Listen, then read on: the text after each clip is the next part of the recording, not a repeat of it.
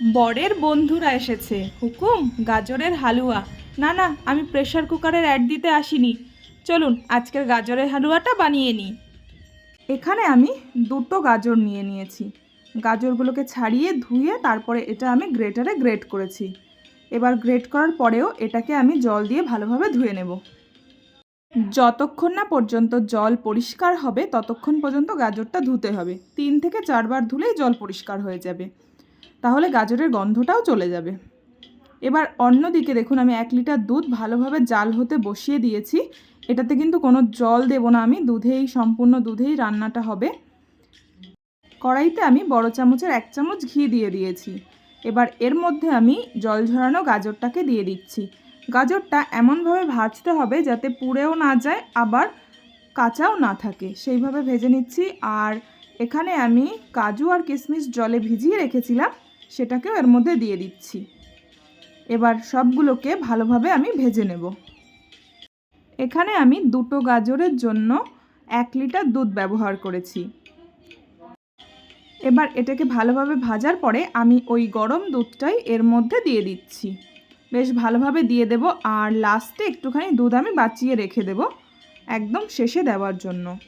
যেহেতু আমি কোনো জল ইউজ করব না, ওই দুধটাতে আমি একটু আমুল দুধ গুলিয়ে নেব। এই দেখুন, এবার জাল উঠে গেছে। এর মধ্যে আমি পরিমাণ মতন চিনি দিয়ে দিচ্ছি। চিনিটা একটু কম দেব, আর এখানে কালারের জন্য আমি গুড় অ্যাড করব। এটা ফুটতে থাকুক, অন্যদিকে আমি একটু আমুল দুধটাকে গুলিয়ে নিই। এখানে আমি 2 চামচ মতন আমুল দুধ ব্যবহার করেছি। এই রান্নাটায় যত বেশি দুধ অ্যাড করা যায় ততই টেস্টি হয়। এটা কিন্তু লুচির সঙ্গে খেতে দারুণ লাগে। আপনারা বানিয়ে খেয়ে দেখবেন একবার, তারপর আমাকে বলবেন কেমন লাগলো। এখানে আমি 1 চিমটি লবণ ব্যবহার করলাম। অনেকে আবার দুধের জিনিসে লবণ দেয় না, কিন্তু আমি দিই, আমার ভালো লাগে না লবণটা না দিলে। এবার এর মধ্যে দিয়ে দিলাম এলাচের গুঁড়ো, বেশ কিছুটা দিয়ে দিলাম, 2-3টে মতন এলাচ। এবার আমুল দুধটা আমি দিয়ে দিলাম। গ্যাস কিন্তু একদম কম করে দিয়েছি, কারণ প্রায় ঘন হয়ে এসেছে। একটুখানি গরম দুধ তুলে তার মধ্যে আমি গুড় ভেজাতে দিয়েছিলাম, এবার সেটাই দিয়ে দেব।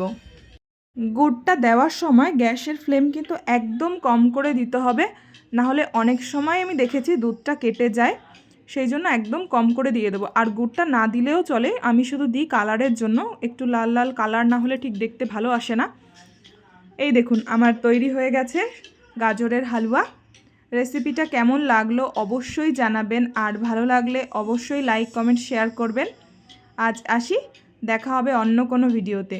সবাই ভালো থাকবেন, সুস্থ থাকবেন, সাবধানে থাকবেন, আর কেমন লাগলো জানাতে ভুলবেন না।